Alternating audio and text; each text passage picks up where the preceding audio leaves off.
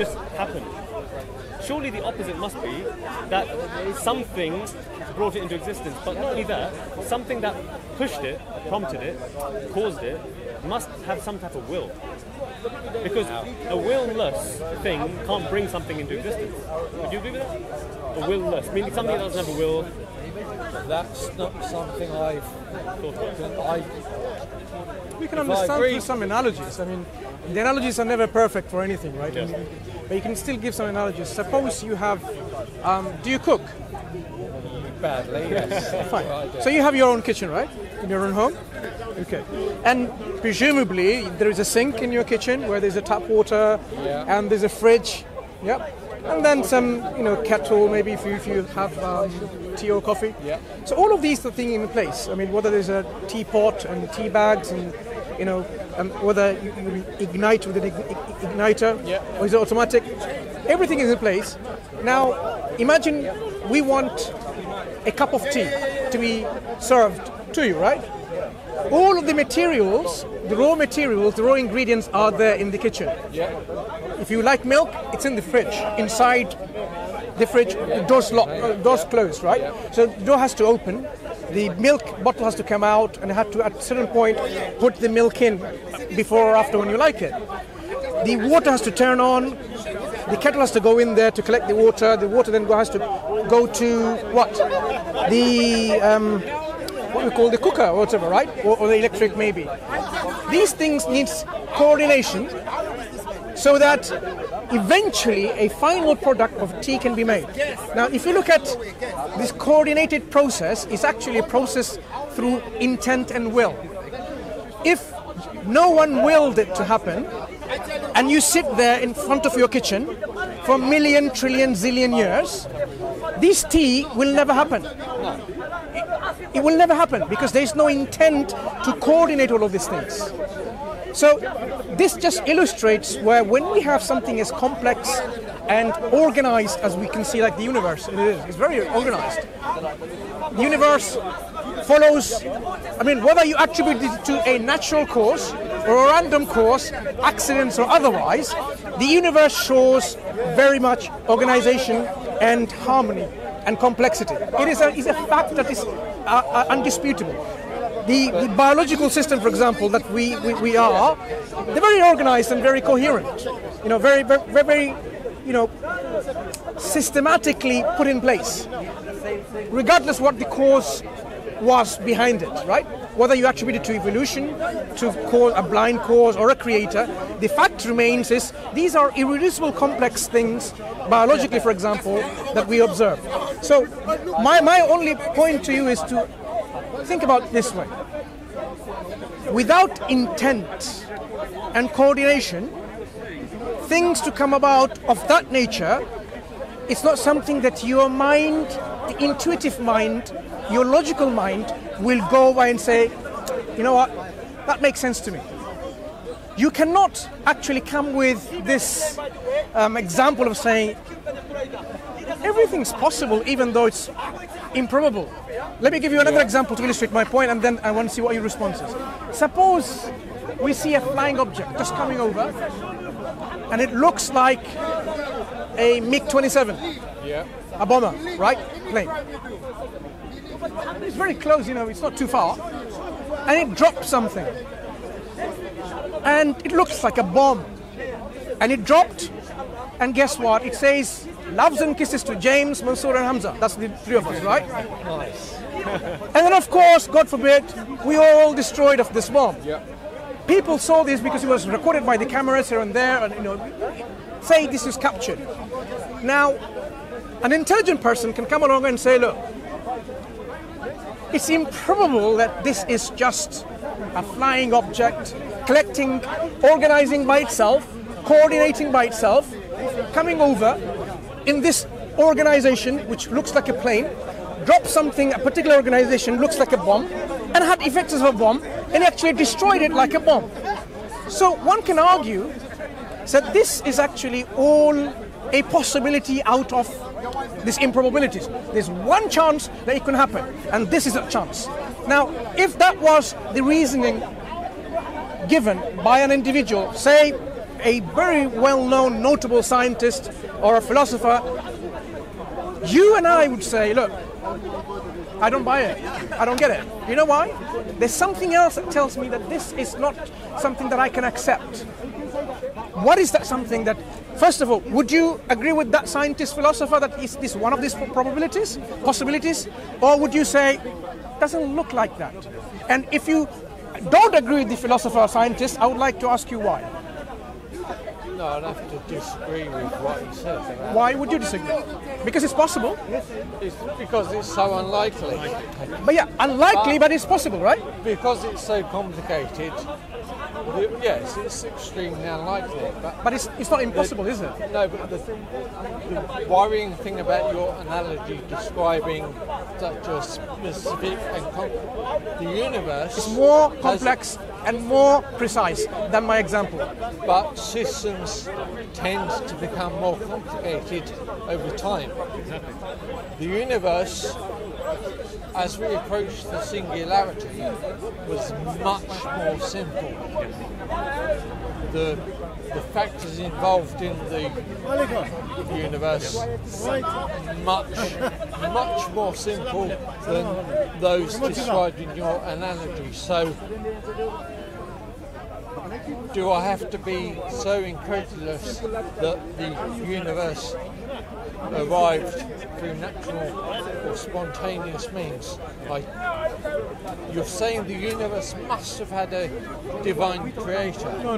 This is just a jump of a leap of faith in this direction. What I'm saying is, the universe to be as it is, as we understand now, has inherently certain characteristics which we call them to be very precise, as you discussed earlier. I'm talking about this precision system that is already inbuilt within this universe. Have we arrived at apparent precision? It's not apparent. It's obviously no. Things are precision. Yeah, but is it designed or is it has it arisen? Well, we can make. Think about that. Yeah, think about the plane. Why don't you even ask the question? Is it designed? Or maybe it looks like a plane, but it's actually not designed. What Mansur is trying to get you to understand is the analogy. If we have real life examples in front of us in the real world. I understand the analogy, but I dispute that it is useful. You dispute applying it to the origins of the universe. Well, look, think of it like this, James. Because remember when I said to you that if you speak with this one, maybe she's atheist. What I tend to do. Maybe she accepts Islam because you are strong. Which one is doing it? This girl. Okay, If I have to It's better if you speak with her. and I want to choose the best possible option. Obviously, I'm going to find rationalized and reasoned things over there, and I'm probably going to go for the one that seems to me to be the most plausible in terms of what I understand and what I know. So, what Mansur brought up as an example should, I think, indicate to us, given that we're reasonable people, that we try and see the obvious, that if the bomb that comes down and blows up things isn't something that can lead to chance. I mean, we can attribute this as a chance accident that happened out of this one possibility which we give for the universe. But it's highly unlikely. Highly unlikely. The universe coming to existence is also highly unlikely. Yeah. In fact, couldn't we argue that the universe is more highly unlikely? That is my point. Yeah. But, so I think that's what but James seems to be disputing that it's not highly unlikely, it's very likely. So in other words, why is it very likely? What James sees, what we see, what Mansur and I see as being highly unlikely, which is in front of us, i.e. what we see with our eyes, what we hear, what we smell, what we feel. Okay. If we amplify that and apply it to the universe, which is infinitely more complex, and the idea of the universe progressing from simplicity to something which seems to be infinitely more complex, I think any reasonable person would say that is far less likely than the bomb going off. Sure. My third point, just to fully give you the picture, why I say it's more unlikely than this flying object and an object that drops like a bomb. The universe the universe even being there, while it shouldn't be there in the first place. Because if there's no creator, if there's no God, no originator, nothing to originate anything, then there should be nothing in the first place. So having something there is more really unlikely to be there by itself, like this universe, without giving a cause. So either the universe has to be always there to actually to be logically understanding the situation, you have to come to certain options. Attribute this universe eternality, where the universe has to be always there, because if it wasn't there, then it's far unlikely than anything else, like this plane, to come here, rather than the universe coming into existence from nothing. Because from nothing to get into something, you can't have that. Very unlikely. So either you say the universe is always there to remove yourself from this problem, rational problem, or you say the universe was brought into existence, but the one who brought into existence is the one who's eternal, with the will and intent, and the knowledge and the power. To me, that makes more sense, more likely, more rational, than attributing eternality to the universe and giving will, intent, power, consciousness, and so on. Or invoking randomness, etc. Randomness to the idea that the universe just merely arose and then it just merely progressed from a state of absolute simplicity to this amazing... So, I mean, just to round up, James, these arguments that we're putting across to you, we understand them to be arguments that should touch the heart of people who think rationally, who think deeply, and just look at the world in the best way that they can. Like you and I, we acknowledged from the beginning, is we're not scientists. We're simple people, right? So I mean, in Islam, there's something called the fitrah, which is it's a type of neutrality that a person has. I.e., a child is born in a pure state, but that child may become corrupt over a period of time if it is influenced by various convoluted ideas and conceptions and philosophies and so on and so forth.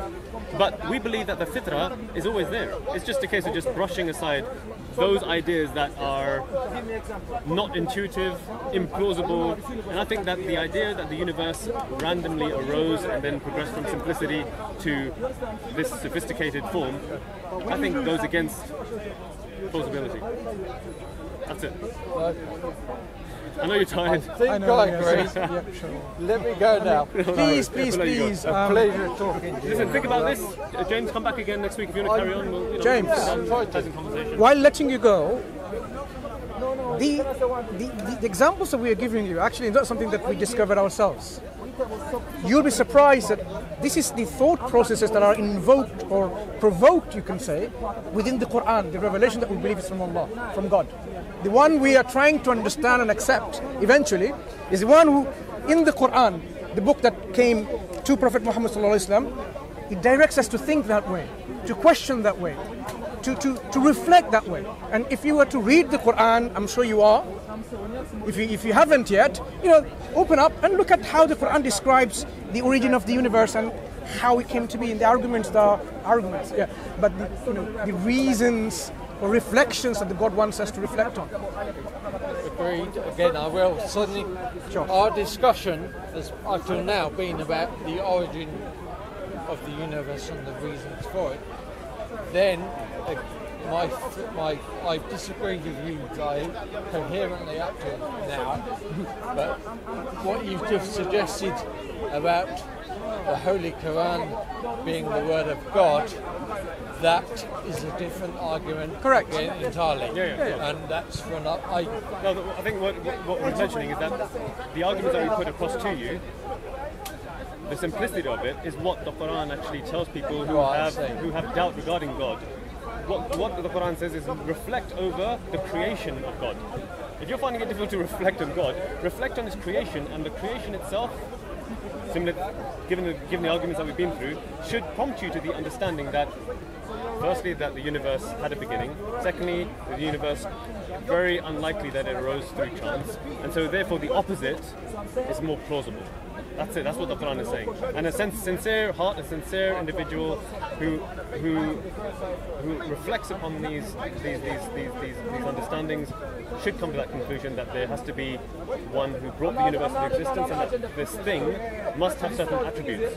It brought it into existence, so it must have a will, and it must must have a certain level of understanding, knowledge, and it should have a certain level of power. But you know what? That would be a discussion for next week. Take care, yeah? Cheers. Nice Thank you, No, Andres. no worries. Been a Anytime. pleasure. No, I'm trying to say what can many people that speak and come in and disapprove with the conclusion of there's a creator, they were mentally lazy. I realize they didn't think. And they're scared to go on that journey. Sure. No, this journey is very simple. My point is No, I can't do that. I say, actually, you're saying you're actually in an existential crisis. That's what you're saying. no, You're saying I'm saying for you to be concluded, to disprove something where you don't have no knowledge of it, you don't even look into it. But that's not. That's No, not we're not the answering. question is. How long you was agreeing with me when I going along? They always like to Free get of their charge. pay. Well, you realize if you They're never step wrong, on they're agreement, always it will right. make you look so clever.